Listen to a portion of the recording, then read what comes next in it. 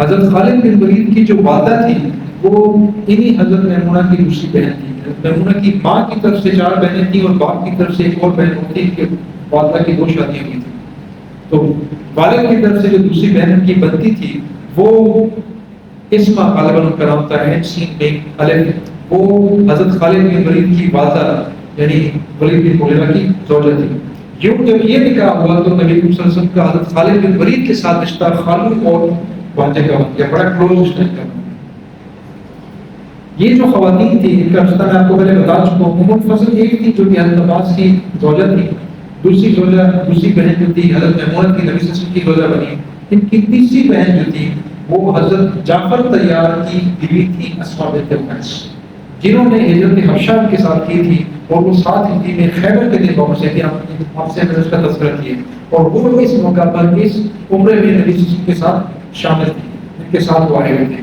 تیسری بہن ان کے گھر میں تھی اور چوتھی جو تھی وہ مرحوم و مفقود جو شہید تھے حضرت حمزہ رضی اللہ تعالیٰ عنہ، وہ حضرت حمزہ کی زوجہ تھی اور ان سے ان کی ایک بیٹی تھی جن کا نام عمارہ تھا. ان سے اس عمارہ کے نام سے حضرت حمزہ کا آپ کو حدیث کے اندر تاریخ کا نام نظر آتا ہے، وہ عمارہ لکھا ہوتا ہے، وہ اس بیٹی کی وجہ سے. یہ عمارہ جو بیٹی تھی یہ اس موقع پر حضرت نبی صلی اللہ علیہ وسلم مکہ میں تشریف لے کے آئے تو یہ آئے اور انہوں نے آ کر نبی صلی اللہ علیہ وسلم کے ساتھ چچا کہتے ہوئے لپٹ لی. اس موقع پر حضرت علی بھی موجود تھے، حضرت جعفر طیار بھی موجود تھے اور حضرت زید بن حارث بھی موجود تھے. ان تینوں نے اس چیز کا مطالبہ کیا کہ اس لڑکی کو ہمارے حوالے کر دیں، یہ میرے قریب ترین ہے. نبی صلی اللہ علیہ وسلم نے تینوں کو بٹھایا، ان سے پوچھا کہ تینوں اپنے اپنے لاجکس پیش کریں کہ کون کس وجہ سے اس کو دینا چاہتا ہے. حضرت زید بن حارث نے کہا کہ یہ میرے بھائی کی بیٹی ہے. انہوں نے حضرت حمزہ رضی اللہ عنہ کو اپنا بھائی کہا. غالباً انہوں نے ایک ماں سے ایک نرس سے دودھ پیا تھا. حضرت علی نے فرمایا کہ میرے چچا کی بیٹی ہے، میرے بہت قریب ہے، اس چیز کو میرے حوالے کر دیں. اور حضرت جعفر طیار نے کہا کہ یہ میرے قریب ترین ہے، یہ تو میرے چچا کی بیٹی ہے، دوسری میری بیوی اس کی خالہ ہے. نبی صلی اللہ علیہ وسلم نے فرمایا کہ ماں خالہ ماں کی طرف ہوتی ہے. یہ اصول ہے جو بہت ساری چیزوں پہ آپ کو نظر آئے گا، بہت سارے واقعات میں نبی صلی اللہ علیہ وسلم نے اس اصول کے تحت فیصلہ کیا. جب چھوٹے سے بچے کو اس کے پیرنٹس موجود نہیں ہے، کس کے حوالے کر رہے ہیں، تو نبی صلی اللہ علیہ وسلم نے ماں کی طرف خالہ کی طرف اشارہ کیا. یہاں پہ بھی انہوں نے یہ حکم دیا کہ خالہ ماں کی جگہ ہوتی ہے، اس لیے قریب ترین جعفر طیار تھے، انہوں نے وہ لڑکی جو تھی ہمارا ان کے حوالے کی اور اس کی پرورش اس کے بعد نبی صلی اللہ علیہ وسلم کے حکم کے مطابق حضرت جعفر طیار ہی نے کی. یہ اس کے جدہ واقعات تھے. نبی صلی اللہ علیہ وسلم نے جب لوگوں نے ان کو پوش کیا کہ وہ زیادہ ٹائم تک مکہ میں نہیں رہ سکتے، انہوں نے زیادہ اصرار نہیں کیا اور یہاں سے انہوں نے کوچ فرمایا. اور اگر آپ بائی روڈ ٹریولنگ یاد رکھیں جدہ سے مکہ کے درمیان، تو وہاں پہ ایک صرف کا مقام آتا ہے. یہ مقام صرف تھا جہاں پہ آ کر نبی صلی اللہ علیہ وسلم نے پڑاؤ ڈالا اور وہاں پر ان کا نبی صلی اللہ علیہ وسلم کا ان کے ساتھ رخصتی ہوئی. ولیمہ بھی وہیں پہ ہوا تھا مقام صرف کے اوپر. اور حسن تدبیر اللہ تعالیٰ کی بھی ایسی ہے کہ حضرت میمونہ رضی اللہ تعالیٰ عنہ کا مقام صرف پہ رخصتی، یہیں پہ ان کا نکاح اور ولیمہ ہوا. نکاح پہلے ہو چکا تھا اور ان کا انتقال اور ان کی قبر بھی اسی مقام صرف کے اوپر روڈ کی سائڈ کے اوپر آپ میں سے کسی نے زیارت کی ہو. ایگزیکٹلی کوئی جگہ یہ اللہ تعالیٰ کی حسن تدبیر تھی کہ جہاں پہ ان کا نکاح نبی صلی اللہ علیہ وسلم کے ساتھ ہو، وہیں پہ ان کا انتقال ہوا اس سفر کے دوران. حضرت میمونہ سے نکاح کے بعد جب یہ سفر سے واپس آ رہے تھے، اس اسنا میں جب یہ لوگ مکہ میں داخل ہوئے تو مکہ میں کچھ لوگ ایسے تھے جو مسلمان نہیں ہوئے تھے، لیکن وہ مکہ میں انہوں نے اپنی غیرت کی وجہ سے مکہ میں ٹھہرنا اور نبی صلی اللہ علیہ وسلم کا اپنے صحابہ کے ساتھ 2000 افراد کے ساتھ بڑے امن سکون کے ساتھ اس کو احتشام کے ساتھ عمرہ ادا کرنا، جس کو ویژولائز کر چکے تھے، انہوں نے اس چیز کو گوارا نہیں کیا کہ ہم اپنی آنکھوں سے اس منظر کو دیکھیں. ان لوگوں نے مکہ کو چھوڑ دیا، باہر نکلے. ان میں سے جدہ افراد میں سے حضرت عمر بن عاص تھے اور ایک جو کہ عاص بن وائل کے بیٹے تھے، دورہ میں شامل تھے. بعد میں فاتح مصر بنے، آپ کو یاد ہوگا فاتح مصر کے نام پہ ہسٹری میں حضرت عمر بن عاص کا نام آتا ہے. حضرت عمر نے ان کو گورنر لگایا تھا اور بعد میں اسی طرح گورنر چلتے رہے. مصر کے فرسٹ گورنر ہی بنے تھے. خالد بن ولید جو کہ ولید بن مغیرہ کے بیٹے تھے اور جو کہ ہر جنگ میں مسلمانوں کے خلاف سرگردہ رہے تھے، وہ بھی ان کے اندر شامل تھے. وہ بھی یہاں سے نکلے اور انہوں نے جب حضرت خالد بن ولید جب یہاں سے نکل رہے تھے، انہوں نے جب یہ حالات دیکھے، خصوصاً جب خیبر کی فتح ہو گئی، ان کو اس چیز کی خبر لگی، تو حضرت خالد بن ولید کی اپنے الفاظ کے مطابق کہتے ہیں کہ مجھے اس چیز کا احساس ہوا کہ جو میں اتنے عرصے سے مسلمانوں کے خلاف، نبی کریم صلی اللہ علیہ وسلم کے خلاف لڑ رہا ہوں، یہ بالکل ایک بے سود اور بے فائدہ قسم کی ایفرٹ کے اندر میں لگ رہا ہوں. میں ایک طرف لڑنے میں، لڑائی میں لگا ہوں قریش کے ساتھ، قریش کا آہستہ آہستہ کم ہوتے جا رہے ہیں، اور نبی صلی اللہ علیہ وسلم کی، محمد صلی اللہ علیہ وسلم کی جو قوت ہے وہ بڑھتی جا رہی ہے. یعنی میری جو ایفرٹ ہے وہ کوئی رنگ نہیں لے کے آ رہی. اور اسپیشلی جب انہوں نے حدیبیہ کے مقام پر، آپ سے میں نے تذکرہ کیا تھا، جب وہ اس گھاٹی میں ان ہو رہے تھے اور انہوں نے ایک مقام پر نبی صلی اللہ علیہ وسلم کو غالباً عصر کی نماز کی، اس مقام پر وہاں پہ نماز پڑھتے ہوئے دیکھا، ساری صف بندی انہوں نے کی ہوئی تھی. ایک دفعہ انہوں نے سوچا کہ میں یہاں پہ ان پہ دھاوا بہت دوں، 200 سوار تھے ان کے پاس اس ٹائم، 200 کیولری اور وہ سارے نمازیں مصروف تھے. تو پلان بنایا کہ میں اسالٹ کروں، پھر ایک دم کسی خیال سے رک گئے کہ نہیں ابھی نہیں کرتا، تھوڑی دیر بعد جب اگلی نماز کی ڈیٹ لگے پھر میں کروں گا. اور اگلی نماز میں ان کو نظر نہیں ہے، وہ گھاٹی میں غائب ہو کے رستہ انہوں نے چینج کر دیا. اور حضرت خالد بن ولید جب وہ مغرب کی نماز میں ان کو نظر نہیں آئے اس رستے میں، تو وہ سمجھ گئے، انہوں نے یہاں پہ اس کا کوٹ کیا کہ میں سمجھ گیا، اس جگہ سے میں سمجھ گیا کہ اس شخص کے ساتھ، محمد صلی اللہ علیہ وسلم کے ساتھ غیبی مدد شامل ہے، میں ان کے ساتھ نہیں لڑ سکتا. کہ میرے سامنے دشمن تھا، میرے ذہن سے اللہ تعالیٰ نے، رب نے اس غیبی مدد نے خیال چینج کیا، اور پھر اس غیبی مدد نے میرے سامنے سے یہ سارے کا سارا 1400-1800 کا جو جمع غفیر تھا، جو لشکر تھا، غائب کر دیا. یہ چیز ان کے بیک گراؤنڈ میں چل رہی تھی. اور اس کے تحت جب یہ واقعہ آیا تھا، جب فتح مکہ سے پہلے نبی صلی اللہ علیہ وسلم عمرے کے لیے آئے اور یہاں سے انہوں نے نکلنے کا ارادہ کیا، ان کے ذہن میں ایک چیز آ چکی تھی کہ مسلمان ساری دنیا پہ قبضہ کر لیں گے اور یہ مسلمان سچا دین ہے، لیکن وہ کہہ نہیں پا رہے تھے. اس اثنا میں ایک چیز نے اور کام کیا، ان کے دوسرے بھائی ولید بن ولید، جن کا تذکرہ میں پچھلے سیشن میں کر چکا تھا، جو مسلمان ہوئے اور وہ اس واقعے سے پہلے شہید ہو چکے تھے، انہوں نے اپنی شہادت سے پہلے حضرت خالد بن ولید یعنی اپنے چھوٹے بھائی کو ایک خط لکھا تھا، جس میں انہوں نے ان کو مسلمان ہونے کی تلقین کی، وصیت اور نصیحت کی. ساتھ انہوں نے یہ فرمایا کہ میں نے خود نبی کریم صلی اللہ علیہ وسلم سے سنا ہے، انہوں نے مجھے فرمایا کہ اگر خالد اپنی ساری کی ساری صلاحیتیں قریش مکہ کی بجائے میرے لیے، مسلمانوں کے لیے، اللہ تعالیٰ کے لیے استعمال کرے گا تو یہ اس کے لیے بہت زیادہ بہتر فائدہ مند ہوگا، اور ہم اس کو لوگوں پہ فوقیت دیں گے، اس کو پرائیورٹی دیں گے اس کے قائدانہ اور جنگی صلاحیتوں کی وجہ سے. یہ ایک ایڈمائر تھا، ایک تعریف تھی جو ایک شخص جو کہ دشمن ہے آپ کا اس کے بارے میں تھی. یہ اس چیز نے حضرت خالد بن ولید کے دل میں گھر کیا اور اس سے ان کا دل نرم ہوا اور ان کا ارادہ بن گیا کہ میں جا کے بھی مسلمان ہو جاؤں. لیکن وہ اکیلے تھے، وہ چاہتے تھے میرے ساتھ کچھ اور بھی شامل لوگ ہوں، لیکن وہ چونکہ ایلیٹس میں شامل تھے انہوں نے ابتدا وہیں سے کی. سب سے پہلے انہوں نے اپنے ساتھ جو صفوان بن امیہ جو کہ امیہ بن خلف کا بیٹا تھا اس سے تذکرہ کیا. انہوں نے انکار کر دیا کہ میرے والد کو بدر میں تو پتہ ہے سب میرے والد چچا کو انہوں نے تہدید کر دیا، میرے دکھ ابھی تک کم نہیں ہوا، میں نہیں کر سکتا. دو اور کو تذکرہ کیا، ابو جہل کے بیٹے اکرمہ سے. یہ جو افراد تھے یہ بچپن کے دوست تھے، حضرت عمر، خالد بن ولید، صفوان بن امیہ، اکرمہ بن ابو جہل اور عمر بن عاص، یہ سارے کے سارے بچپن کے ساتھی، بچپن کے دوست تھے. لیکن ان میں سے اس وقت مسلمان صرف حضرت عمر ہوئے تھے، باقی سارے کے سارے اس ٹوڑے کے اندر شامل تھے. بہرحال اکرمہ سے انہوں نے تذکرہ کیا، انہوں نے انکار کر دیا کہ میں، میرے والد کا جو قتل ہے ابھی تک میرے دل میں، میرے سر کے اوپر سوار ہے، میں مسلمان نہیں ہو سکتا.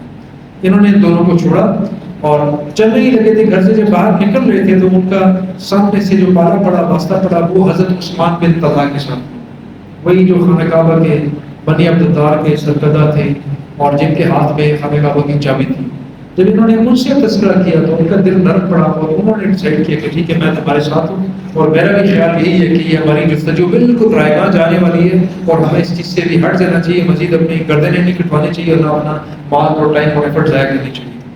یہ دونوں جب اکٹھے ہوئے اور انہوں نے ارادہ کیا، اور بعد میں ان کے ساتھ جب یہ خبر پہنچی صفوان بن امیہ اور ان کے پاس بھی، وہ بھی ساتھ شامل ہو گئے، اکرمہ بھی شامل ہوئے، صفوان بن امیہ بھی، وہ عثمان بن طلحہ کے کہنے میں شامل ہوئے تھے. انہوں نے ان کو کنونس کیا اور وہ راضی ہو گئے اس چیز کے اوپر. یہ چار افراد مسلمان ہونے کے لیے مکہ سے نکلے. مکہ سے مدینہ کا جو رستہ ہے وہ سی سائڈ کے ساتھ ساتھ ٹریول کرتا ہوا اینڈ میں جا کے بدر کے بعد رائٹ ٹرن کر کے مدینہ میں اندر جاتا ہے. باقی سارا بالکل اسٹریٹ لائن میں یہ جو ریڈ سی ہے اسی کے ساتھ ساتھ ساحل کے ساتھ ساتھ چلتا جاتا تھا.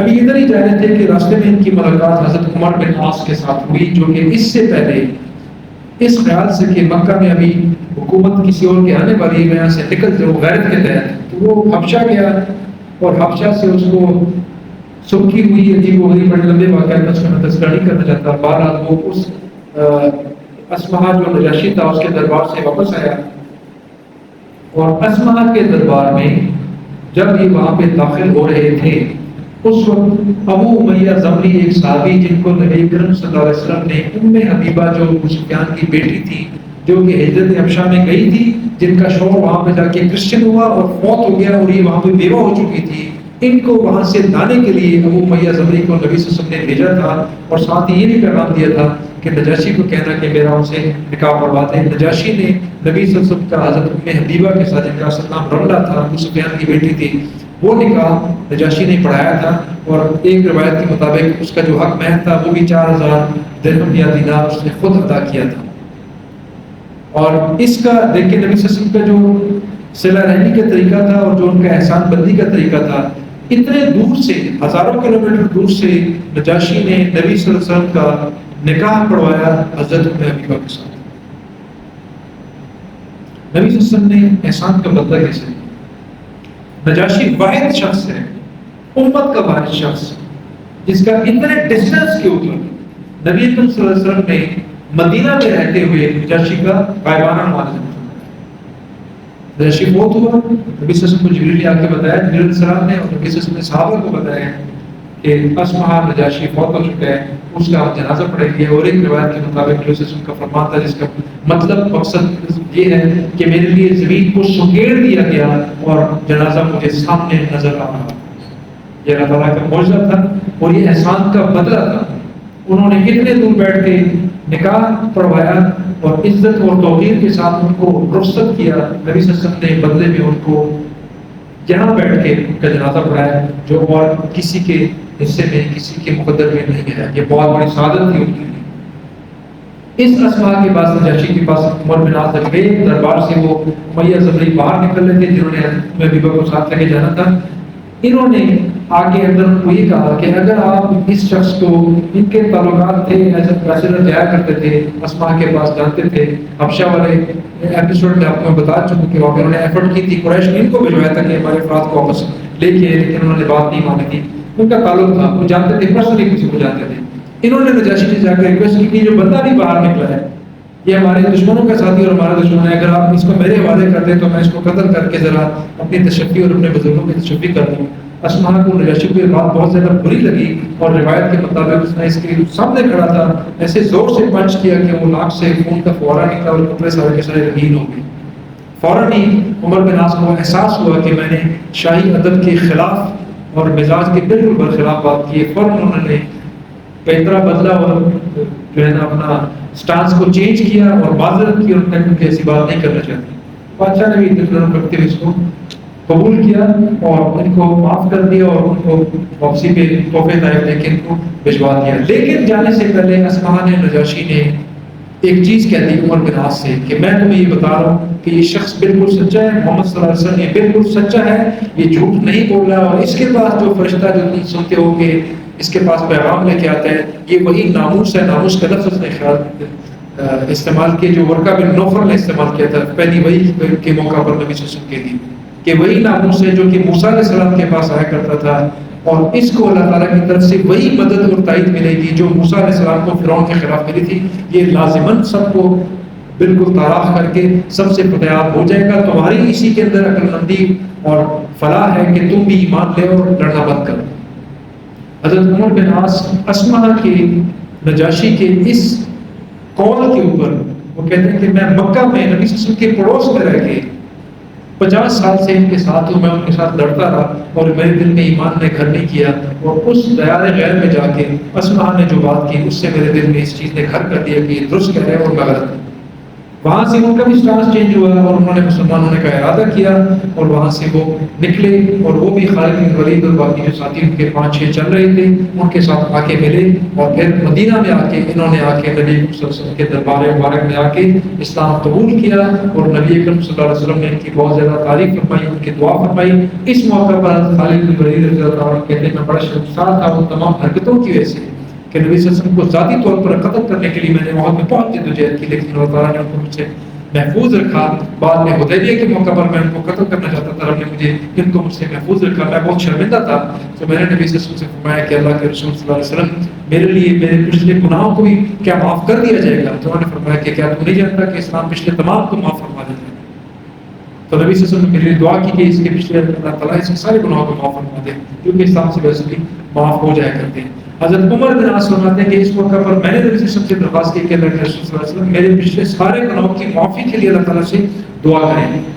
نبی صلی اللہ علیہ وسلم نے دعا کی, اور مجھے آج تک اس چیز کا پچھتاوا ہے کہ کاش میں نے ساتھ یہ بھی کہہ دیا ہوتا کہ اللہ کے رسول صلی اللہ علیہ وسلم میرے پچھلے سارے گناہوں اور میرے آئندہ ہونے والے گناہوں کے لیے بھی آپ دعا کرتے ہوئے معاف ہو جائیں. اگر میں کہتا ہوں لازماً دعا کرتے ہوئے میری جان چھوٹ جاتی, لیکن میرے ذہن میں رب نے وہ خیال نہیں لایا, اور میں نے صرف پچھلے گناہوں کا تذکرہ کیا, اور مجھے نبی صلی اللہ علیہ وسلم کی طرف سے دعا ملی کہ اللہ تعالیٰ اس کے سارے گناہوں کو معاف فرمائے. یہ تذکرہ ان کے ساتھ تھا. ایک میں ذاتی تذکرہ آپ کے ساتھ کر لوں. نبی صلی اللہ علیہ وسلم کے جو قریبی تعلق تھا حضرت جعفر طیار کے ساتھ, اس کا وہ ہمیں سمجھنا چاہیے. حضرت جعفر طیار کے بارے میں نبی صلی اللہ علیہ وسلم کا قول ہے, جب انہوں نے اس ہمارا لڑکی کو لینے کے لیے, جو حضرت حمزہ کی بیٹی تھی اور ان کی وائف کی بھانجی لگتی تھی, جب انہوں نے درخواست کی, نبی صلی اللہ علیہ وسلم نے حضرت علی اور زید بن حارث کو سائڈ پہ رکھ کر ان دونوں کی تعریف کی بڑے اچھے الفاظ میں, لیکن انہوں نے یہ بیٹی حوالے کی تھی حضرت جعفر کے. تو اس موقع پر ایک عجیب سا واقعہ ہوا جس کا میں تذکرہ کرنا چاہتا ہوں. حضرت جعفر اٹھے اور زبان سے شکریہ ادا کرنے کی بجائے, جس طرح آپ دیکھتے ہیں یہ انسان جھومتے ہوئے جیسے رقص کرتا ہے, کچھ بولے بغیر آنکھیں بند کی ہوتی جھوم کے رقص کراتا ہے, اس انداز سے اٹھے اور نبی صلی اللہ علیہ وسلم کے آس پاس ایسے وہ چکر لگانے شروع ہو گئے. یہ بڑی انہونی سی چیز تھی, اس سے پہلے کسی نے کی نہیں تھی. نبی صلی اللہ علیہ وسلم مسکرائے اور فرمایا کہ جعفر یہ کیا ہے؟ انہوں نے فرمایا کہ اللہ کے رسول میں نے حبشہ میں 20 سال گزار چکے تھے.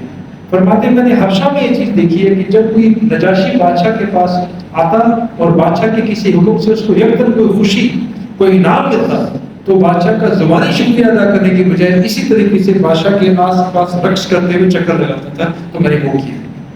یہ انہوں نے حرکت کی جس پہ نبی صلی اللہ علیہ وسلم مسکرائے.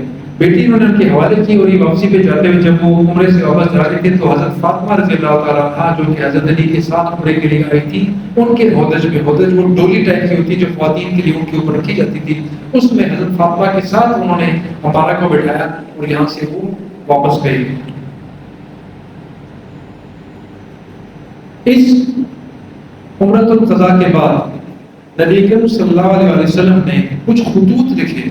عمرۃ القضاء کے آس پاس کے علاقے میں اس ٹائم میں 7 ہجری کے واقعات میں جو لوگ مسلمان ہوئے, چند کا میں نے آپ کے ساتھ تذکرہ کر دیا. ان سے پہلے جو کچھ مسلمان ہوئے تھے آپ نے میں نے مختصر تذکرہ کیا تھا, اس کا میں دوبارہ سے بتا دوں آپ کو. حضرت ابو موسیٰ اشعری رضی اللہ تعالیٰ عنہ خیبر سے جب نبی صلی اللہ علیہ وسلم فارغ ہوئے اور ابھی مدینہ میں نہیں پہنچے تھے, اس موقع پر حضرت ابو موسیٰ اشعری 50 عدد یمنی, ان کا تعلق یمن کے ساتھ تھا, 50 عدد یمنیوں کے ساتھ مسلمان ہوئے تو نبی صلی اللہ علیہ وسلم کے ساتھ آ کے ملے تھے, اور خیبر کا جو مال غنیمت تھا اس کے اندر ان کو بھی حصہ دیا گیا تھا. حضرت جعفر اپنی زوجہ اسماء بنت عمیس کے ساتھ اسی مقام پر آ کے نبی صلی اللہ علیہ وسلم کے ساتھ ملے تھے. نبی صلی اللہ علیہ وسلم نے فرمایا تھا کہ مجھے نہیں پتا کہ مجھے خیبر کی فتح کی خوشی زیادہ ہے یا جعفر اور تم لوگوں کے واپس آنے کی خوشی زیادہ ہے, جو کہ اتنے سے کے بعد واپس آئے تھے.